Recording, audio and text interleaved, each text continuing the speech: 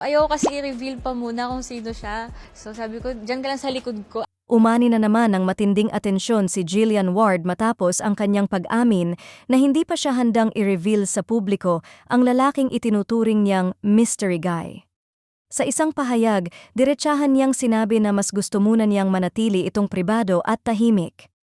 Ayaw ko kasi munang i-reveal kung sino siya, so sabi ko diyan ka lang sa likod ko, ani Jillian, isang linyang agad nagpausok sa imahinasyon ng mga fans. Ayon sa aktres, mahalaga sa kanya ang personal space pagdating sa ganitong usapin. Mas pinipili raw niyang protektahan ang taong nagbibigay sa kanya ng lakas at suporta, lalo na't hindi pa siya ganap na handa na isapubliko ang lahat. Para kay Jillian, hindi kailangang laging naka-expose ang lahat ng detalye ng kanyang personal na buhay at mas gusto niyang unti-unting dumating ang tamang panahon. Ngunit kahit wala pang opisyal na kumpirmasyon, tila kumbinsido na ang mga tagahanga na hindi na raw kailangan ng reveal-reveal dahil alam na nila kung sino ang tinutukoy ng aktres.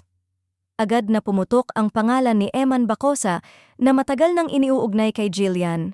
Ayon sa masususing fans, marami ng resibo na nagpapatibay sa kanilang hinala mula sa mga sweet interactions online hanggang sa tahimik pero consistent na suporta ni Eman sa aktres. Lalong nagpainit sa espekulasyon ang balitang si Eman mismo ang nag-report ng viral TikTok video ni Jillian Ward kung saan ayon sa netizens ay may makikitang anino o presensya ng isang mystery big guy na sinasabing kasama niya noon. Para sa fans, hindi raw ito simpleng aksyon lamang. Sa kanilang pananaw, indikasyon ito ng pagiging protective ni Eman kay Jillian, isang bagay na karaniwang ginagawa ng isang taong may espesyal na lugar sa buhay ng isang babae. Dagdag pa ng netizens, kung simpleng kaibigan lang daw ito, bakit kailangan pang i-report ang naturang video? Para sa kanila, malinaw raw na may intensyon si Eman na ilayo si Jillian sa intriga at hindi ka nais-nais na usapan.